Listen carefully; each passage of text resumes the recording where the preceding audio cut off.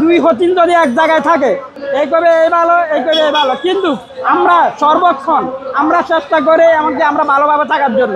এই জুলাই আন্দোলনে নোয়াখালীর লোকের অবদান ছিল। আমাদের যে পুলিশ প্রশাসন তাদেরকে বাহাত্য দেয় নাই। সারা বাংলাদেশের লোক বেড়েছে, কিন্তু নোয়াখালীর লোকের পুলিশ প্রশাসন বাড়ে নাই।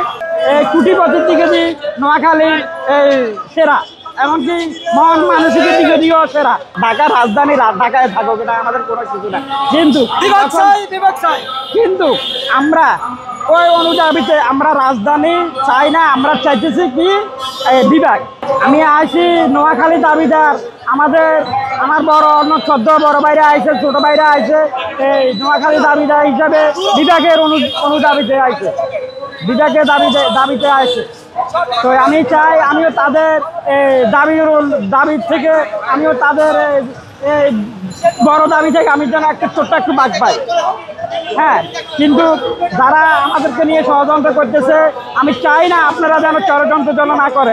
কেননা নোয়াখালী অনেক দিকে দিয়ে শ্রেষ্ঠ।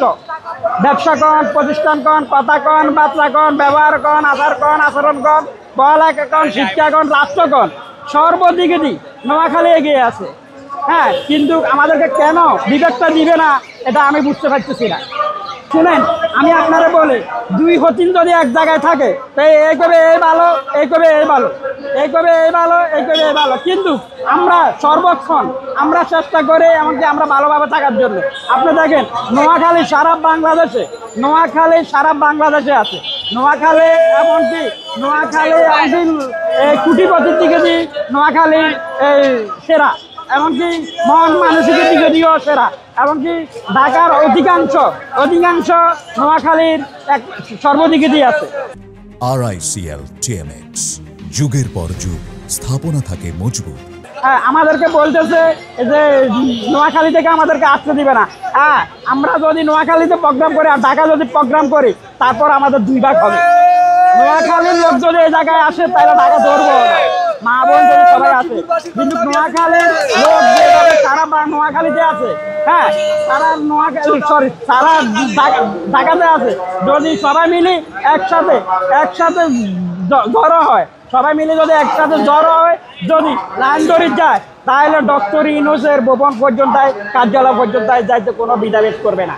তো আমি চাই আমি নিজে একজন শারীরিক প্রতিনিধি, আমি অতীত দেখেছি, আগে যুদ্ধ দেখি নাই, কিন্তু নতুন প্রজন্ম যেটা করছে, এমনকি অন্য আন্দোলনের ভিতরে অনেক টাইমে পুলিশ কন, প্রশাসক কন, সেনাবাহিনী কন, র্যাব কন, বিডিও কন, সাধারণ রিক্সার ড্রাইভার কন, অনেকজনের প্রতিবন্ধী হয়েছে।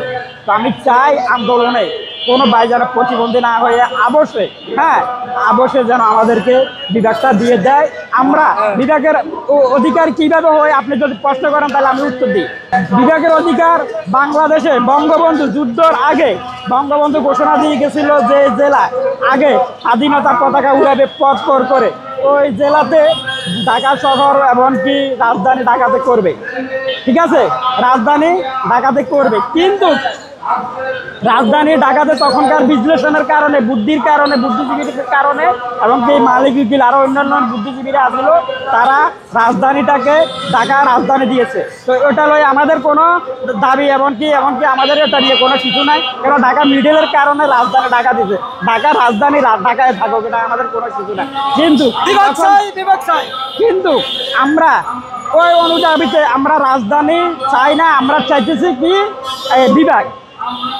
আরেকটা হয়েছে, আপনি দেখেন আমাদের শিক্ষা, এমনকি হুজুর, এমনকি নোয়াখালীর লোকে সারা বাংলাদেশে আরবি শিক্ষা এনেছে, আরবি এমনকি মাদ্রাসা। আমি দেখছি আমাদের বাড়িতে অনেক হুজুররা গেছে ওয়াজ করছে, মাহফিল করছে। আমাদের সমাজে আমরা 100 বছর আগে আমাদের একটা জামাত আছে, তো আমাদের অনেক হুজুর গেছে ওই মনপুর এক কেন্দ্রীয় জামে মসজিদে। তখন সবাই বলছিল নোয়াখালী লোকের হাতে তারা শিক্ষা গ্রহণ করছে, মানে নোয়াখালী লোকের মাদ্রাসা, স্কুল, মাদ্রাসাগুলা এই শিক্ষা গ্রহণ করছে।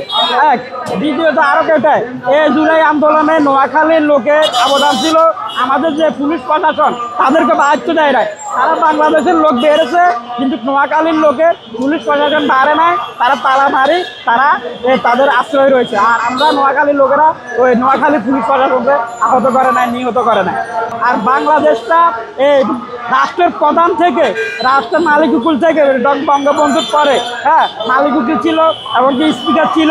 ইয়ার পরে আমাদের আরও সরকার, তত্ত্বাবধায়ক সরকার ইয়া ছিল, ময়নামিদ ভাই ছিল, জাভেদ ভাই ময়নুদ্দিন সেনাবাহিনীর প্রধান ছিল, বুঝছে। তো অনেকবার এই কথাগুলো বলছি, আপনারা ভিডিওগুলো দেখছেন। নোয়াখালী বিভাগ চাই।